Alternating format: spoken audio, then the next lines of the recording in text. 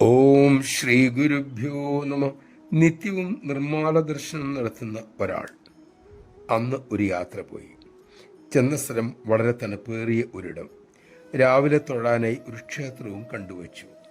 രാവിലെ ഉണർന്നില്ലെങ്കിലോ എന്ന് കരുതി അലാറവും വച്ചിട്ടാണ് കിടന്നത്. രാവിലെ ഉണർന്നു, കുളിച്ച് ക്ഷേത്രത്തിൽ പോയി നിർമ്മാല്യം തൊഴുതു. തിരച്ചിൽ കാറിൽ കയറി യാത്ര തുടങ്ങി. കുറച്ചു ദൂരം ചെന്നതേയുള്ളൂ, വണ്ടി ചെറിയൊരു കിടങ്ങിൽ വീണു. അതോടെ അദ്ദേഹം ഉണർന്നു. താൻ കണ്ടത് സ്വപ്നമായിരുന്നു എന്ന് മനസ്സിലായി. സമയം നോക്കി അലാറമടിച്ച് താൻ കേട്ടില്ല. ഉടൻ തയ്യാറായി അമ്പലത്തിലേക്ക് പോയി. ഇത് പറഞ്ഞിട്ട് അമ്മ പറഞ്ഞു, മക്കളെ, സ്വപ്നത്തിലാണെങ്കിലും നിർമ്മാല്യം കണ്ട് തൊഴുത സംതൃപ്തി അദ്ദേഹത്തിന് കിട്ടി. നിരന്തരം ശീലിച്ച കാര്യം ഉറക്കത്തിലും സ്വപ്നത്തിൽ പോലും ഫലമുണ്ടാക്കി. അതാണ് നല്ല ശീലങ്ങളുടെ ശക്തി.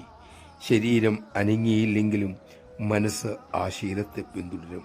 ചെറുപ്പത്തിലെ ആധ്യാത്മിക സാധന ശീലമാക്കണം. അപ്പോഴേ അത് മുതിരുമ്പോൾ സ്വഭാവമായി മാറൂ. ശാന്തിയേകൂ. നമഃശിവായ. ലളിതമായ ചിട്ടയോടുകൂടിയ ഒരു ജീവിതം രൂപപ്പെടുത്താൻ നമുക്ക് കഴിയട്ടെ.